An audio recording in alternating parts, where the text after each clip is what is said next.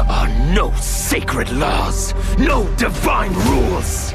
I choose to bless all beings everywhere with anarchy. Dude, I can't stand Angry Havik. I don't know what it is. He didn't bother me that much initially, but the whole angsty, angry shtick gets on my nerves fast. No one talks like that, except at emo rock concerts. I always thought that gender swapping in itself isn't a transgression of satanic proportions, and that the fanbase nowadays just overreacts when they dogpile on it. And this is why. Gender swapping isn't something you should routinely do to begin with, but we've been bludgeoned in the head with so many pointless, ill-conceived, politically motivated ones that we've overcorrected and now light our torches and sharpen our pitchforks as soon as we get so much as a whiff of surgically mounted genitalia.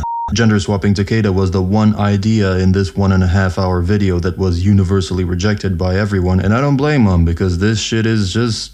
I don't see the point. You never even got the original cyborgs right to begin with, and now you're girlifying them? You think that's gonna solve anything? The future is chaos. All must embrace it. Well, Noob isn't a poor man's Dr. Claw impression anymore, though I see they're still adamant about maintaining the whispery voice, like you're a Catholic priest whispering sexposition in the altar boy's ear, which, and this is just me, but that's not how I hear Noob at all. I always gravitated more towards the MK9 portrayal of a rough-voiced brute, this thuggish ruffian that's nonetheless very intelligent. This flaccid whispery thing fits Havik more than it does Noob in my opinion. Speaking of MK9, I like that his portal moves return. Should add some strategy, setups, and space control into the mix. This will be amusing.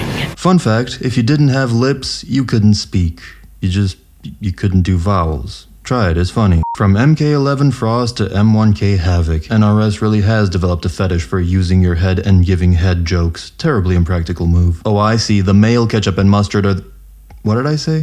The male Sektor and Cyrax are carved up cyborgs, but the female versions are just chicks in Power Rangers outfits? How's that for equality?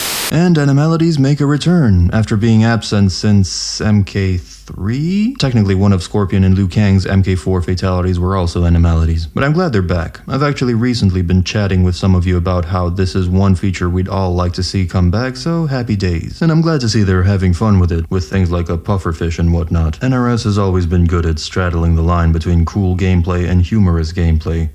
Although technically this is a cutscene, not gameplay. Plot-wise, there isn't much to comment on. Noob Saibot's in it, so I assume they're going to attempt some kind of subplot involving his brother, perhaps even a redemption arc like the one I suggested. Might actually play out in much the same way, with Noob sacrificing himself last second to take down or help take down Havik. And it's nice to see them trying to enact some version of Noob's MK9 ending, allying with Havik, which I always thought had potential. By the way, this combat pack officially makes Arnie the only person to be included in an MK game twice, once as the Terminator and once as Mr. Lamentation of the Women.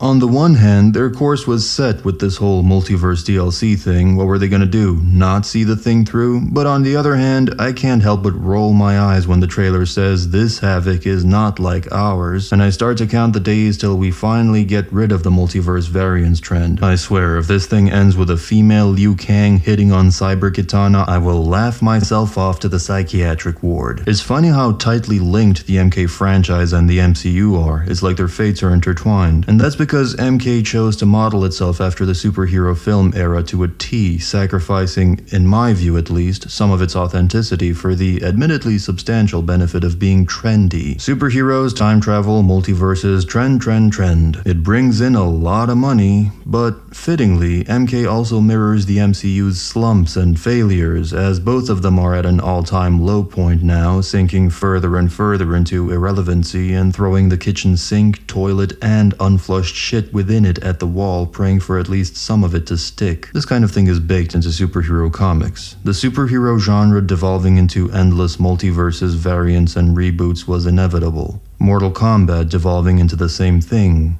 was not. Pity.